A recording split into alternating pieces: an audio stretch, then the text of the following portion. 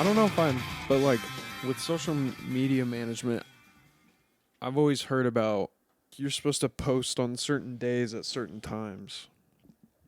And I don't know if I don't know if that's like, The it's hard for me to start thinking, okay, what is real in all of some of this and what is just kind of like bullshit process or system that people have fallen into.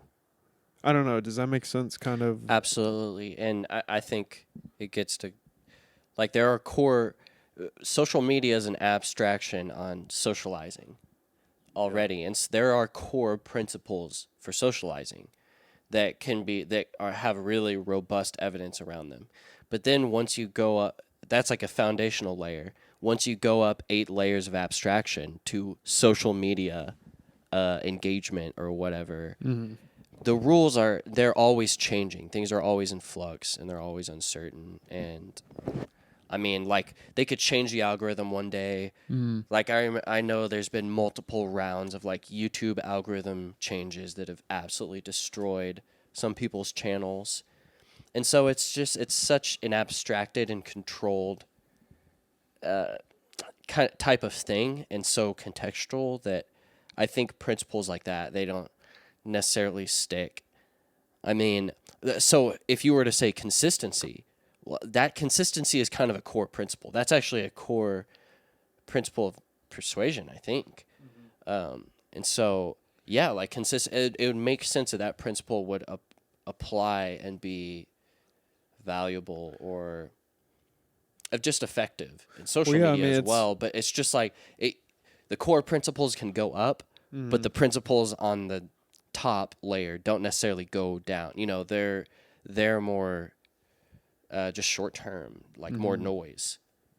Because, yeah, I mean, you're playing by someone else's rules, essentially. Or you're playing on, like, someone else's turf all the time. You're putting your content on someone else's property, and they can do whatever they want with their property, essentially. Like, saying, like, I guess the YouTube analogy you're saying, or, like, not the analogy, but, like, just the fact that, like, you can have your content on a social media platform like YouTube, and then they can do whatever changes they want to, because that's... I mean, they own it.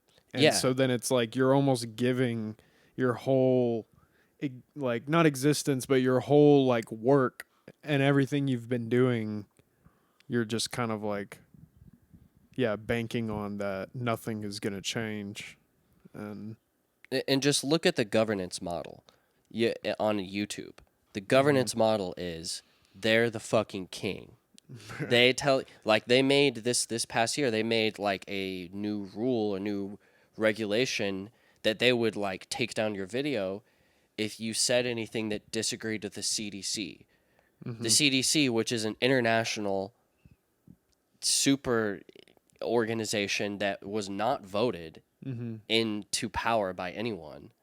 And YouTube is just arbitrarily like, yeah, if you say something that goes against CDC guidelines or what the CDC has said about coronavirus or whatever, then we'll pull your video down. And so it's like, okay, that's a king. And, you know, if you think about that governance model, if you have a really successful channel, well, you're just like a feudal lord that has a big patch of land and a castle on the king's bigger piece of land, you know, like, and you have peasants below you, like, and it really is that type of hierarchy. But at the end of the day, like, they can change the rules, they could, you know, change the taxes, they could take your castle and use it, and so you're always below someone who can completely assert their force on you.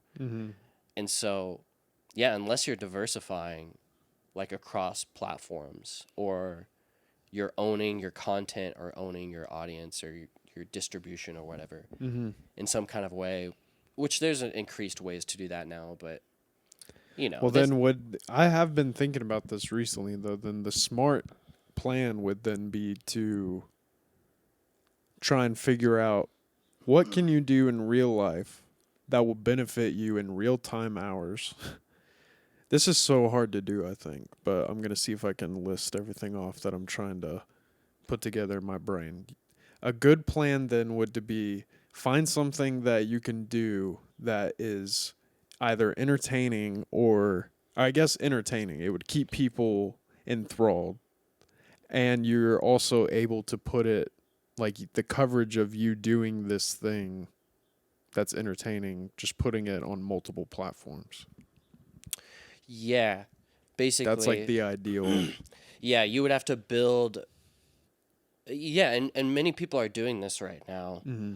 You have to build an audience on multiple platforms, like independently. But it's hard because all the platforms aren't all the same. Like what you do on YouTube to get a lot of subscribers and a lot of views and interaction is way different than what you would do on like Instagram or TikTok or wherever you have a platform.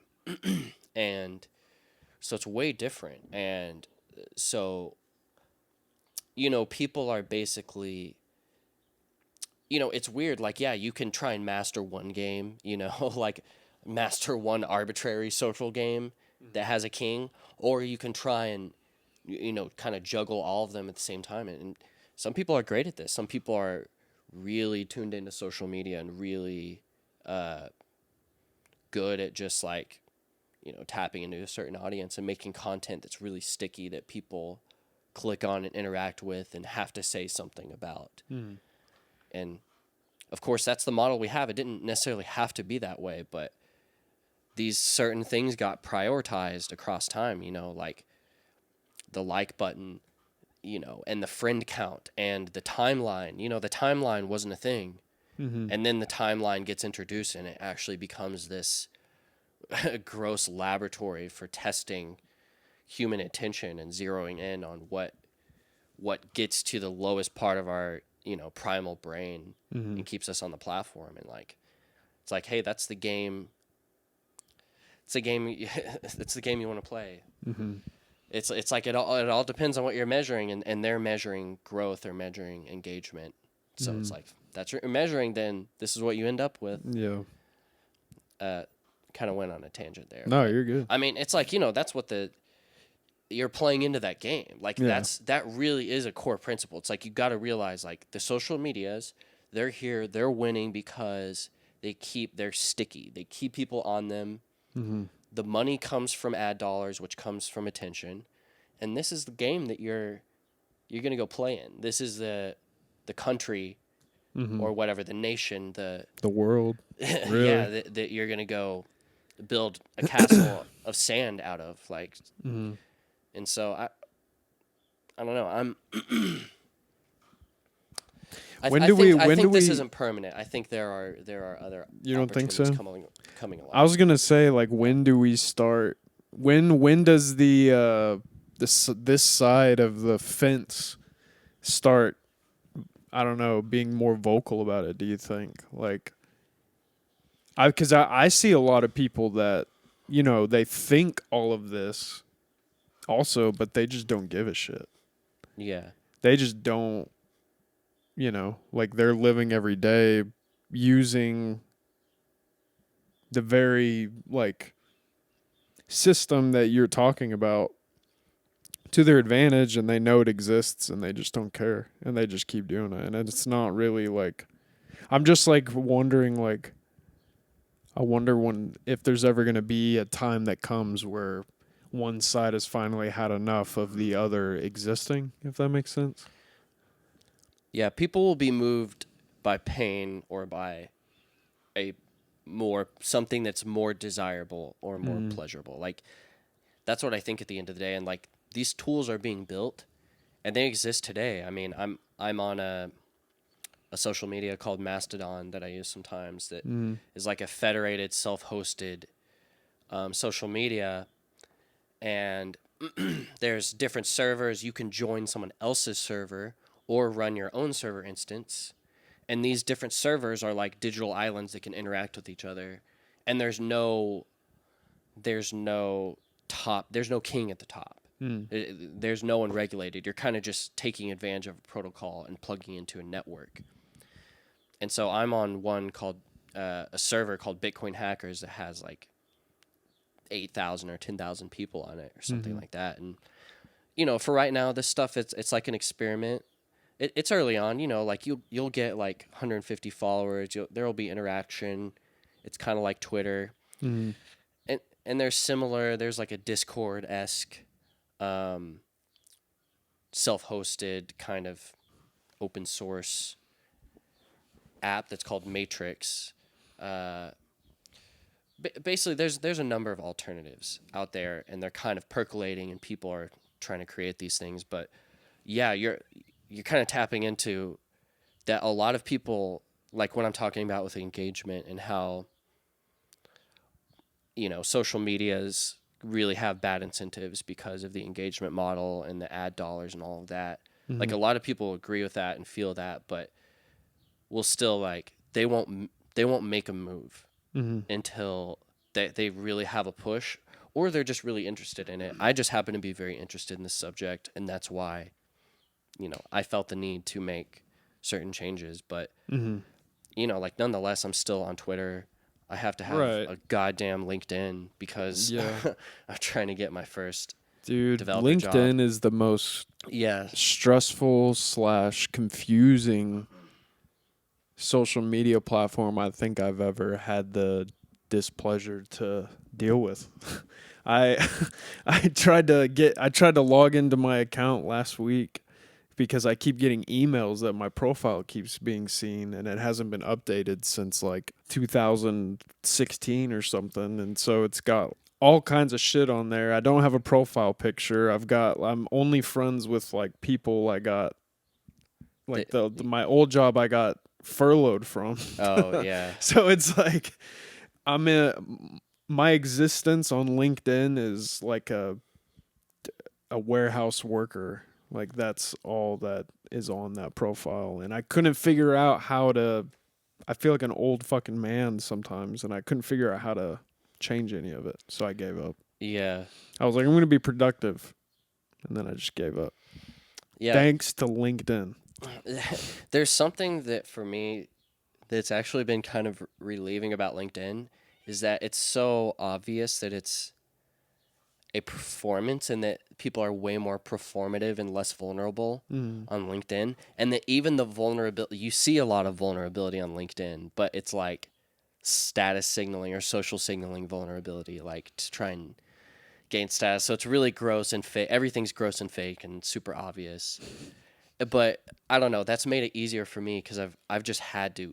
There's so many technology recruiters, and like if you're like me, you don't have a traditional educational background. You don't have direct connections or networks to really get interviews for software positions. Then you have to use LinkedIn, and it's kind of funny. Like I was just on there for a while, just like watching and just connecting with people and kind of just looking at the lay of the land and how things worked. And then I was like, okay, I know what this is, whatever. Like, I just have to do this. Like, I just have to get these opportunities, whatever. I'm just going to play along. And I just kind of have been putting on a performative version of myself, basically. So getting the most, just getting a lot of engagement. Like, I'm getting like 150 likes on my posts.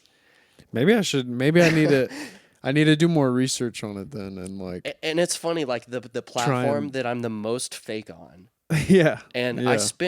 I've take out like very little effort to use it. And I don't have the app on my phone. I don't have any social media apps on my phone. I just do it in the browser, and I don't know. It's funny, like I don't really know what that means, but it's like. I'll take some pointers from you sometime soon then on how to edit. It's literally like a tech thing. I have no fucking idea how to navigate their website. That's all what it's about. I get the concept of LinkedIn and how to use it and all that, and that's honestly hilarious that you get the most, like, you get a lot of traction on a website that is basically built to create a corporate shell of yourself, essentially, or like a character, like just a professional. You're just selling a professional version, of yourself, and you're, and Sick. I don't know, man. I don't want to like, it makes me cringe. Like, I don't want to talk about it in too much No, detail I mean, or like show attention to it. But it's like, hey, I'm just trying to get the in with, people at companies, and I mean, it's pretty crazy. You can connect directly with recruiters from companies, and you can find, like, you can search on the website and find out like who's the person that hires engineers, and you can just like connect directly with them and be like, Dad, please give me a chance, please. And I don't know, sometimes they'll message you back. So it's some kind of opportunity when you have absolutely none and almost no connections. But yeah, it's not great. Social media. But yeah, I mean, I think can't sadly, live with it, can't live without it. Yeah, that's really where we're at. But I think that sadly, it's going to be pain that causes a lot of people to change their social media habits. Instead of, I don't think the better, more open, uncensorable alternatives are going to be so flashy and desirable that people are going to make the switch just because it's more desirable. Like, some people are going to do it, people that have audiences or people that see kind of what's coming. And what's coming is decentralization. What's coming is that the monopolies are going to be broken apart, basically. There's already so many monopolies.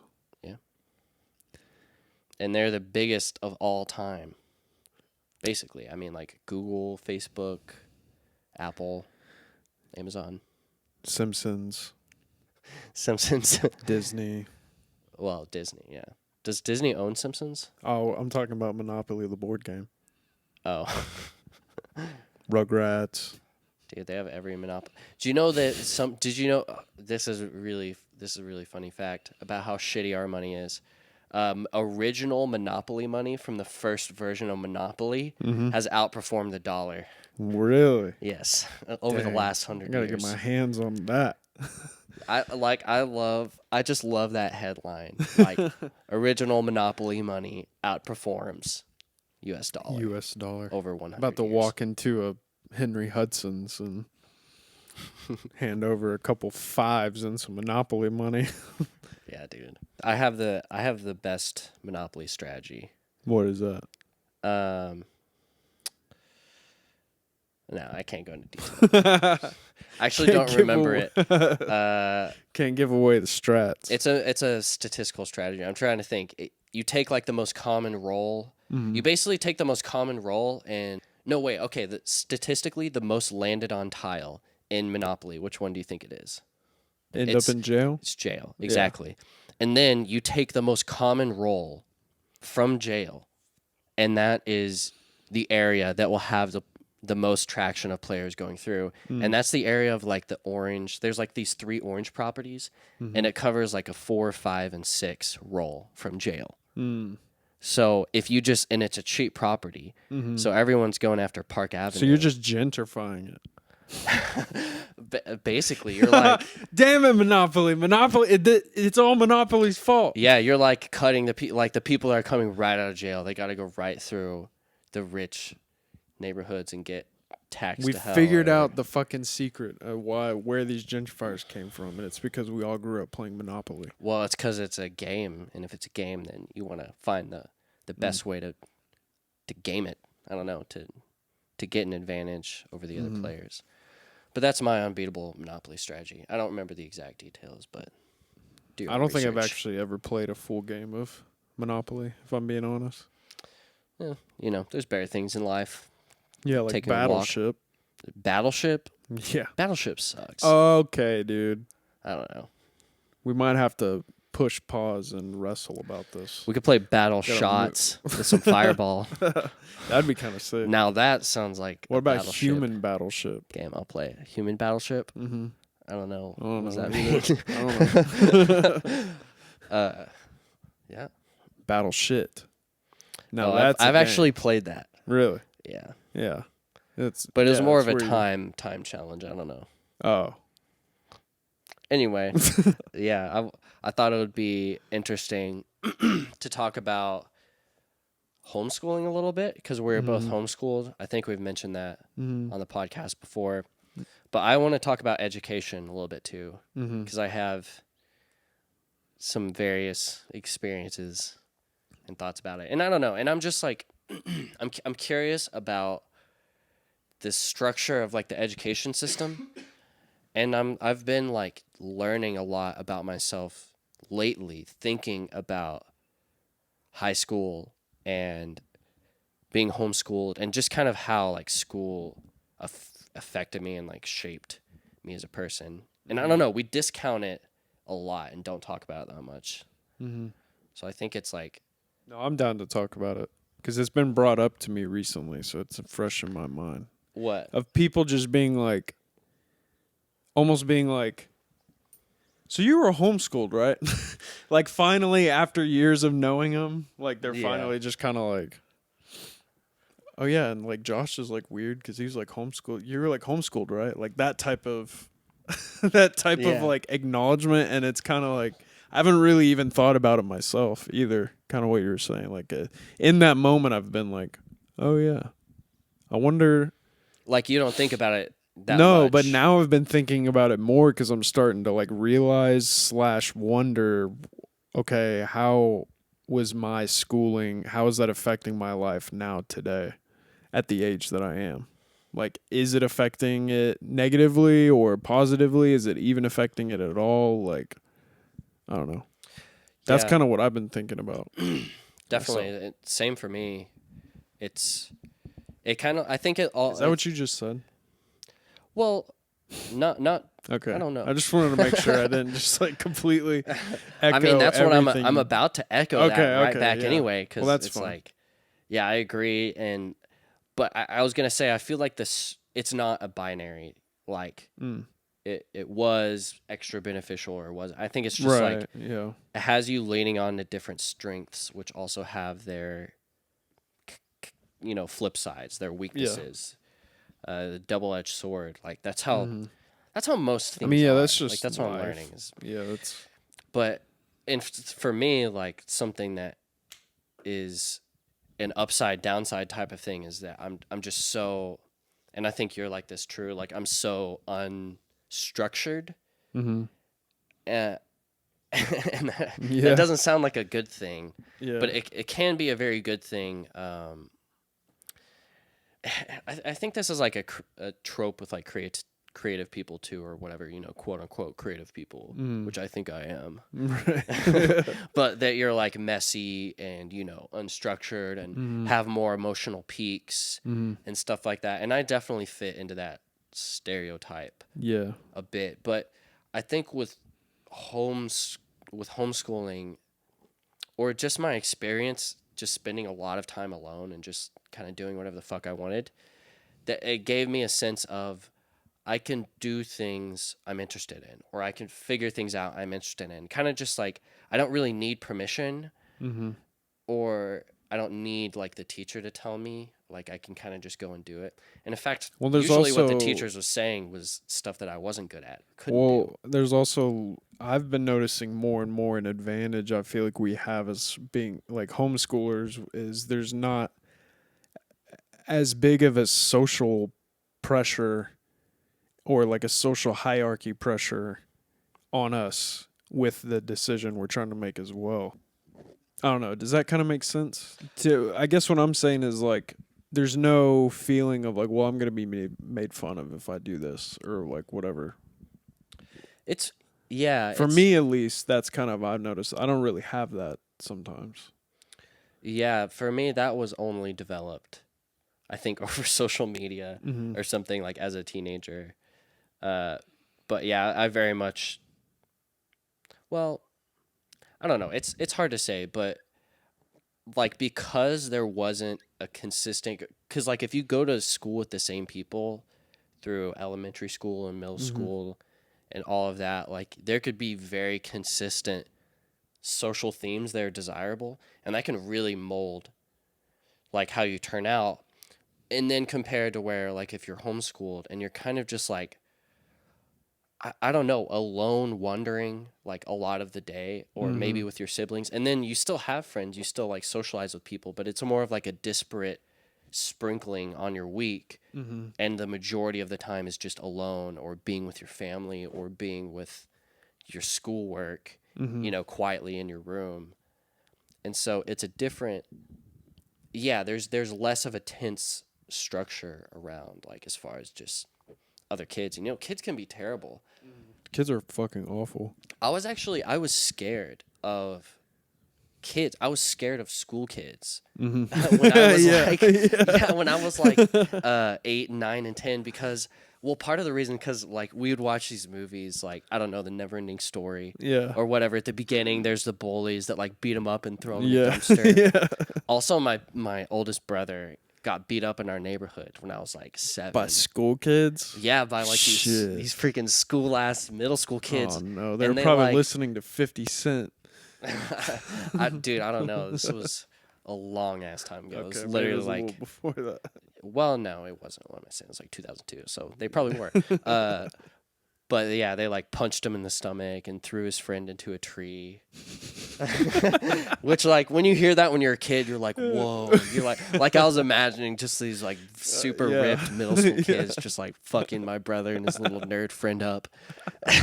Throwing him in a tree. Yeah, and it haunted me, and like I would be scared. Yeah. And that's a scary visual. Yeah. Anyway, but like that fear didn't last long, but that's a funny side effect. So, you know, but no, I'm not weird. I'm not afraid of people, you know, like, yeah, man. I'm not scared, bro. Yeah. I remember kind of, being that way too. I had a friend that I would wait for to get home from school, that lived on my street when I was a kid. I would do my schoolwork all morning, and then I would just literally be that weird kid that was sitting on the cul-de-sac, like, like, and I lived on like a very sketchy old, like, made in the 70s cul-de-sac. So it wasn't like a this is like in the middle of nowhere. There's a lake rural. In the neighborhood. It's not a neighborhood, but it's just like an area where there's houses and there's a lake and there's fucking deer everywhere. And yeah, I would wait for this beat up, dusty, red dirt covered like school bus to come and drop off my one school friend that I had. Yeah. And basically annoy him until dinner time, and then just start the whole day over again.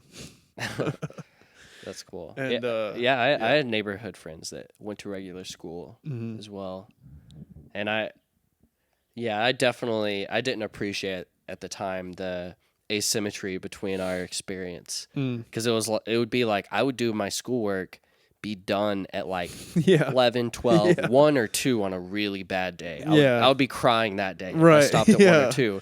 And then I math got me going till 4, and I'm like, fuck, like I'm getting like ulcers at like age 12. Yeah, and like my friend down the street would legit get home at 4:30 every day. Like the sun is almost going down, and he's got an hour of homework to do. Yeah, and he's like stressed out, and yeah, he got like a swirly at school, and someone stole his Game Boy or whatever the fuck happened that week. And you're just trying to play Batman. And I was like, no, man, let's play. And he had a PlayStation, so I always wanted to go over and play Spyro. Yeah, bro. Dude, but Spyro's the shit. Yeah, I mean, it's pretty lucky. Just like from a quality of life standpoint, like if I have a child, like I don't want to send them into the institution. Like I don't know, that just kind of feels very natural to me. That's like something I don't want to do. See, you and not say that I'm that, passing but like... I'm not passing judgment on anyone that does it. Like there are great schools, and like people do great in school, like certain types of people. I don't know, but it also, to me, I have such a negative view on it, I think. I don't know. What were you about to say? I don't even remember. Yeah. But now I'm just having a bunch of like memories flood back of... I just remember everything being a field trip half the time. Did that ever happen to you? Like, would your mom like take you to the zoo, and she would just be like, "Yeah, this is a field trip"? No, well, my mom would call just like regular errands field trips. and be like, listen, this isn't a field trip. We're going to the bank. Like whatever, but we'd get a sucker, so it's not that bad. I was essentially raised with my two other cousins. Yeah. That lived in Piedmont, and so my aunt and my mom would help each other out, and my mom would help teach my cousins stuff, and then my aunt would help teach like me and my siblings stuff. And it was like a very close dynamic like that. But that then they would pile us all into a van and take us to the zoo one day, and that's kind of, I guess, when you have, it was me, my brother, my sister, and then two cousins. So that's 5 kids that are all at least like 5 to 10 years within each other. No, and I think that type of model, I think it's coming back around. Yeah, but the amount of work that takes. That's what I'm trying to get at. Is that's kind of like why for them to organize that's why they would just be like, yep, we're going to Frontier City, pile on the car, it's a field trip. Yeah. Like, oh, yeah, we're going to the zoo today. We're going to the science museum. Oh, you're learning about, I don't fucking know, basics of gravity. Yep, we're going to the Omniplex. Like, that's cool, man. It wasn't all the time, but when it was I guess normal schools do that, though. Yeah, right? like you usually go on a few field trips per semester or whatever. I guess I should mention I wasn't homeschooled my entire school experience. I had a pretty good sampling because I was homeschooled until I was 13, and then like due to life circumstances, my mom couldn't do anymore. So I had to go to public school, went to public school at John Marshall starting in 8th grade. Mm-hmm. And then just Marshall. Yeah. From there, just had a crazy next 3 years where I probably, over the next 3 years, starting from like 14 on to, 15, 16, 17. Yeah, I probably went to school for like a school year's worth during those 3 years. Like, I skipped school, so I was so good at being truant from school and keeping them from communicating with my mom and all of that. Like, it was amazing. But it was the most profoundly like stressful and anxious experience in my life. Mm-hmm. Part of that reason is like I went to a rough school. Yeah. Where it was like going from feeling slightly like a lot of friction around crowds and didn't interact with a ton of kids my age to a school where kids literally get stabbed. Right. And not that happened that often, but you know. That often. Yeah. I was homeschooled since I was raised until about like, I want to say grade 5 or 6 maybe like 4th grade. Yeah, 5th or 6th grade. And then I went to a private school, like a super tiny private school. And then I think that was for like 2 or 3 years, and then the rest of it was homeschooled. So it was like a brief period in like middle school, ish. Did it suck? Was it hard, or was it like a junior high, adjustment? whatever the fuck? Wait, is middle school and junior high the same thing? No, Right. I don't know, man. They put these names on things. It wasn't. They're all made up. It was pretty much the same. It just felt the same, like the same amount of schoolwork. I liked being homeschooled way more. At the private school, you had to wear like uniforms, and every Tuesday was like a day that we had to wear a proper uniform, like a super nice, like had to wear. Dude, I wore slacks every day. Sucks. Like dress shoes, a belt, and like a blue polo. Did they make you tuck it in? Yeah. And then every Tuesday was chapel day. They're like, stand up straight, Josh. Yeah, that type of shit. Tuck your shirt. The back of your shirt isn't tucked in. Yeah, so you had to then wear slacks, dress shoes, a red vest. Oh. A short or long sleeve white button up, and then like a tie. Nice. I bet that straightened you out, boy. Yeah, dude, for sure. Taught you how to Be responsible. Yeah. You know, It got me stand to up where I straight. am today. Thank you, Providence Hall. Yeah, I man. appreciate y'all for doing all that hard work. Yeah, no, it was weird. It was a weird experience. I liked being homeschooled way more.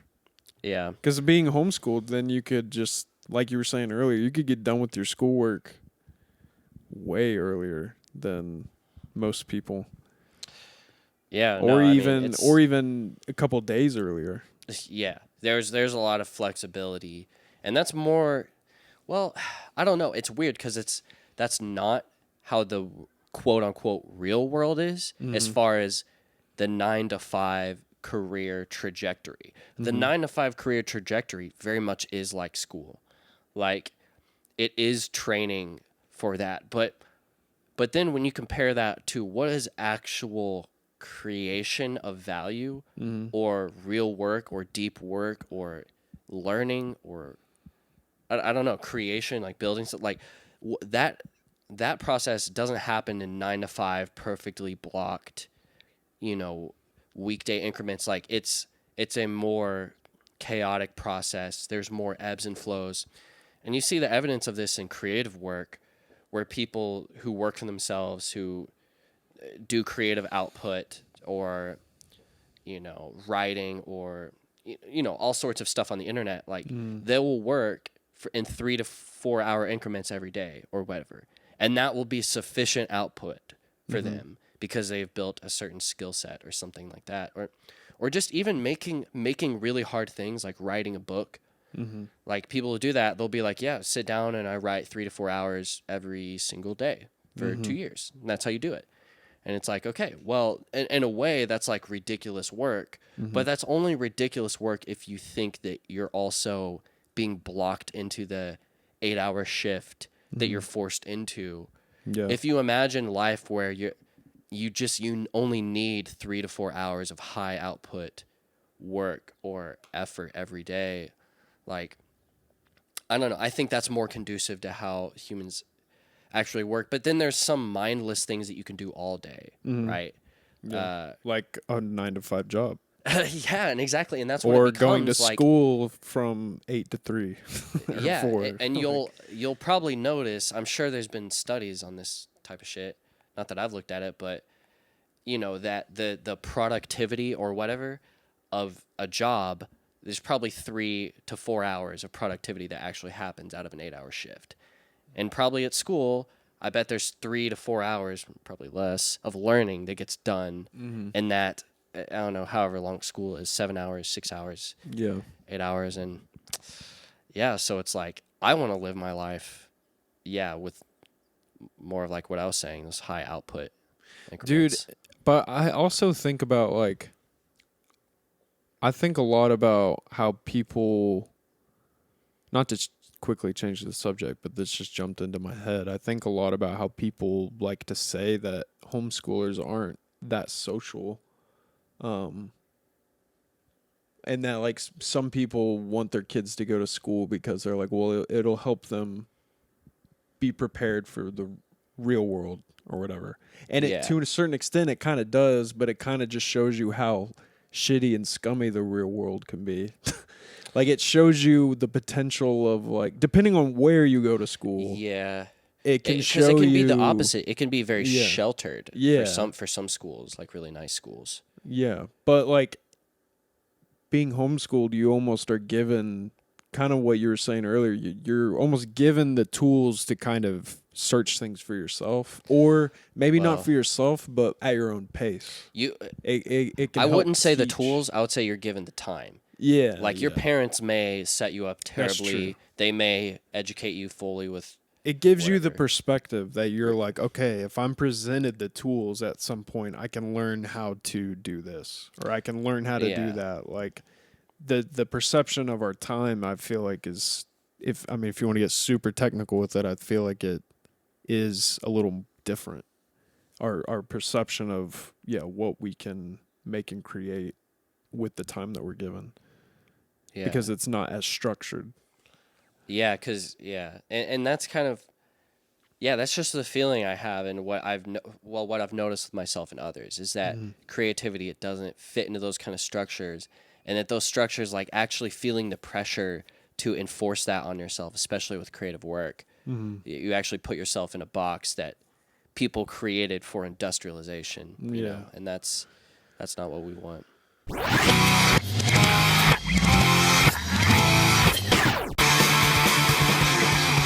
feel like it's kind of a cliche that, like, I don't know, the education is like institutional, or like it comes from, sorry, not institutional, industrial. Like it comes from industrialization, or it comes from the idea that you're trying to produce factory workers. I don't know. Have you heard that a lot? What, that the robots aren't coming? We're the robots? Yeah. I mean, yeah. Yeah. No, I mean, that's... What, that we're another brick in the wall? I mean, it's interesting. There's a back and forth there, because it's like, yeah, that's how we've been treated, but because we've been treated like that now, we do come up against the automation, the automation revolution. But that's also been the case just the last 100 years. Like, stuff has been getting automated constantly. It's just we don't always get told the stories, but, you know, like the Detroit factory workers or whatever, like that's a big story, like them losing their jobs or whatever. But really, it's been happening for a long time. Automation. You just hope to have new jobs that are created, new types of jobs. And that's the argument against that automation is dangerous. People are like, oh, there will be all new types of jobs and they'll replace all the old jobs. And all the guys that were factory workers, they'll go be social media influencers, clearly, and coders, and Twitch players. Like, there's a little, the argument doesn't quite, I'm like, maybe there will be stuff, but it doesn't really look like it. No, man, it's okay. They'll be streaming fucking, I don't know, Simpsons. Dude, road no, they have rage, semi-truck off-road, simulators. whatever. They've got Farm Simulator too. Yeah, I'm trying to see like a real quit your Amazon job right now and go pick up Farming Simulator, and you'll make $30K a year. No, but here's what I'm saying. I'm trying to see a farmer who gets his job automated away, and his farm gets automated away, and he loses his job. I want to see him go to Twitch and start playing Farm Simulator and start a stream, and then commentate on the farming and Farm Simulator and how, like, this isn't really how it is. No, it'll be just a lot of that. Actually, what a farmer needs to do is spend money on a gaming rig and a gaming room. Okay, stay with me. Okay, he needs to build the whole gaming room, pay for the crazy ass internet, and become a streamer. Okay, he's a farmer. Is this after he loses his job? No, he's still a farmer. Oh, okay. So, this farmer is also he's really good at making like robotics and shit.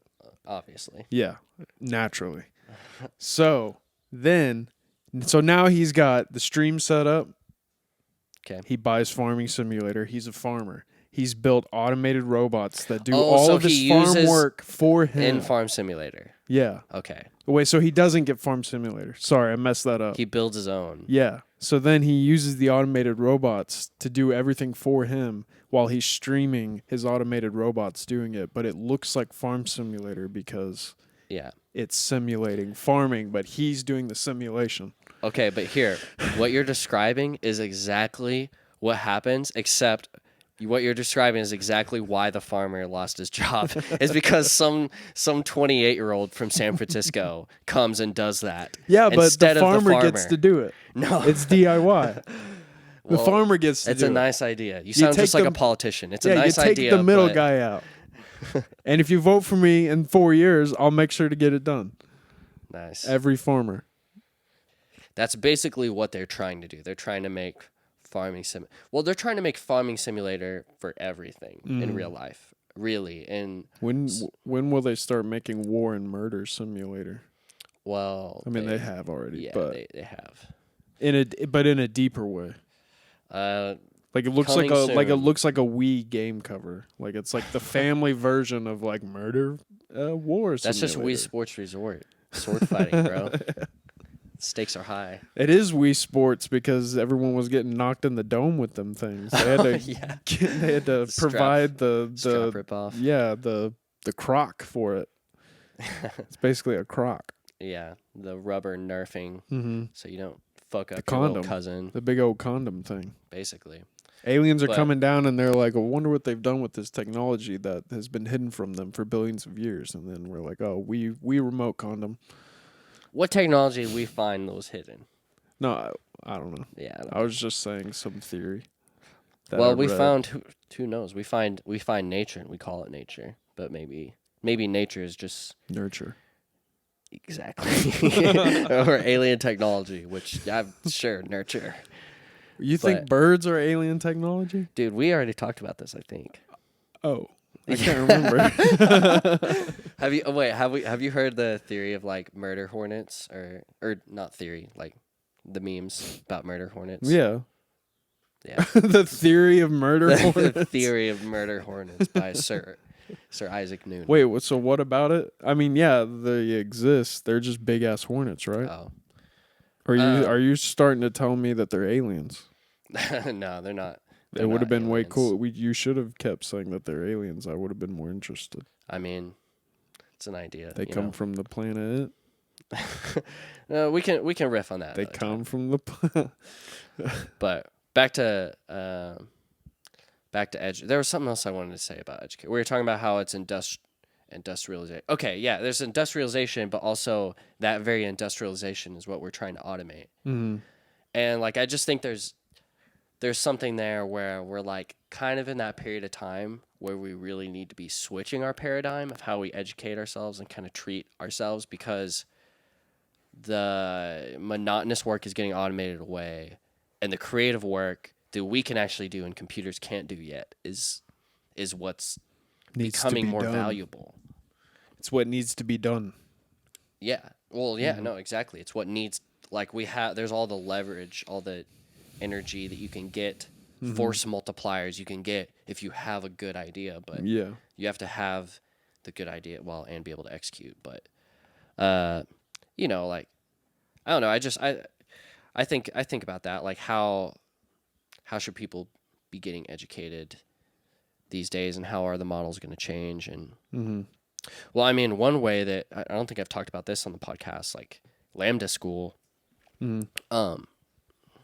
Like Lambda School, the school that I go to, I basically finished. I'm an alumni, but I'm not hired yet, so that's when you really finish. But it's like a different model of a school where, for one, it's fully remote, which used to be more unique before COVID. yeah. And the big selling point is that has what's called an ISA, which is an income share agreement, which basically just means that you don't owe the school any money until you get hired making a certain amount of money. And for Lambda School, it's $50,000. So until I get hired making $50K, I don't have to pay them any money. And then the debt, if I don't get hired in the next 5 years, that debt will expire. So it's like it sounds too good to be true, the deal, because it's basically like, well, I'll either be making more money than I ever made, or I'll have debt that I won't have to pay. That's pretty sick. So it's a good deal and fully remote school, but it's a very early experience. They only teach web development and data science. So it's a very specific type of thing, but just how they're able to, like, it's 2-year program part-time, 1-year program full-time. So like very quickly they're able to transition you into like a really dense skill set and help you market yourself professionally to potentially get hired. And the kicker is they don't get paid unless you get hired, obviously, because you don't pay off. So they're working their ass off to get you hired. Yeah, it's a different incentive model where they have to actually be good at teaching, and not even just good at teaching. They have to be good at teaching in such a way to where you can actually get hired in order for them to make it as a business. And I think, not that every type of schooling could be online, remote, quite like Lambda School is today, but I think there's really something to that, just like underlying incentive model and just different options for education that kind of skip the 4-year institution and the $100,000 of debt. Because I mean, I had a pretty good experience with Lambda. Like, I just finished 2 months ago, and you know, I was doing computer science. I was gonna do 4 years, a bachelor's in computer science before, and oh my god, the amount of bullshit, waste of time classes I would have gone through. Especially in hindsight, actually having the skills now, I can just look at the classes and just be like, wow, most of this is a waste of time, and you don't need to know it. And so I don't know. I think there's a lot of opportunities for like those inefficiencies in college and in education to be taken advantage of, and hopefully in a way where the educators are held accountable somewhat for the money that they're charging these students. It's crazy. Well, it's probably easy to adjust to the Lambda like dynamic. I'm sure after being raised, like being homeschooled, right? Was it pretty easy? No, like, and kind of like it was kind of just kind of like doing your work that you used to do when you were a kid. It felt like almost like obviously different type of work, but like the same dynamic. Well, there's definitely a decent amount of structure to it, and some stuff I didn't like, but it was a godsend because, I started almost 4 years ago now, just trying to learn how to code on my own. I tried to do that for a little while, and then, I took online courses, and then finally I got my got my GED so that I could go to community college to try and get a computer science degree, because that's what I thought you had to do.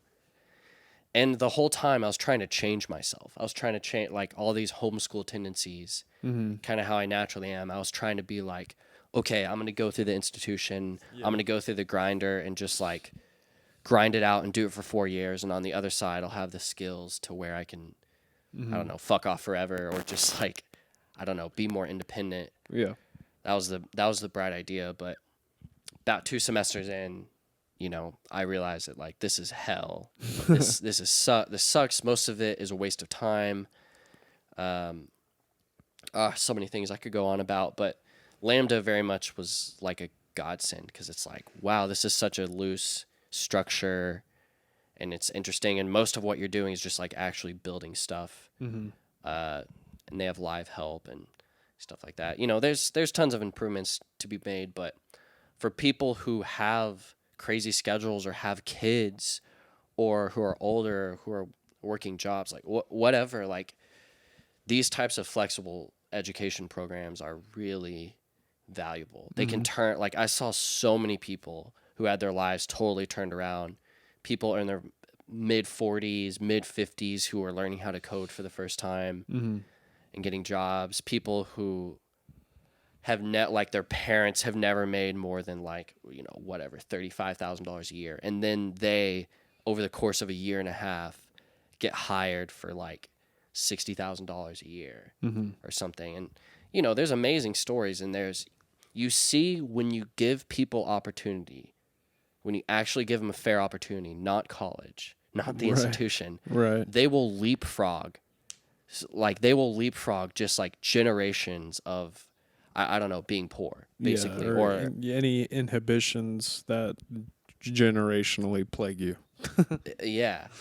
And like that's just really, that's something that's amazing to see, and it lights me up. But I want that opportunity. Like I want everyone to have the opportunity to, like, I don't know, just to be given an opportunity to learn skills that are valuable to them, or better themselves, or just make more money. Like shit, because it's like it's fucking hard. We're brought into the system. Yeah. But yeah, I mean, I think just the general theme is that, yeah, the traditional education, it doesn't seem like it's serving people or conducive to how things work moving forward. But shit, like I don't know. I'm not gonna have kids anytime soon, so I'm glad I don't have to be making this worry decision about any of that. Yeah. Well, I guess ending thoughts, because I mean we could probably wrap this episode up here pretty quick. I guess, would we want to end talking about real briefly, like, I guess we've come to the conclusion that we're both pretty thankful to have the experience of being homeschooled. Yeah. Yeah, I think so too. I think I'd agree with that. So, I mean, I can hardly say I was homeschooled though, because I didn't graduate homeschooled. Mm-hmm. But I mean, Yeah, you still like- were. I mean, too, like, you know. Yeah, till as a young kid I was, but it's crazy how little school I've done when I really think about it. With, like 2 years of high school and like homeschooling was hard. Like I hardly remember doing homework. Like I don't know where I learned things. Yeah, I never really had homework unless I was going to private school. Yeah, like, because all the work you're already doing is at home. Yeah. And like, But see, kids are smart. Like kids will pick shit up, and especially if they have tools to, or like books, movies, the internet to like interact with, like they'll find what they're into and like pick it up. And so I don't know. That's my bet over, I don't know, the more structured school schedule. But yeah. it's valuable. Like stuff like homeschooling or local schooling or what do they call it? Like cooperative schooling or whatever. Co-ops. Yeah, co-ops. Like I went to co-op. That was kind of like a school every like it was like Once a week. school 1 day a week. Yeah. Yeah. Like there's a lot of room for these models to be further developed, because it's like we don't want the government, I don't know, educating everyone. Like it's good that we offer education, but I don't know. That's such a loaded topic. It really is. But God, I'm just glad I don't have to go back. Yeah, for real.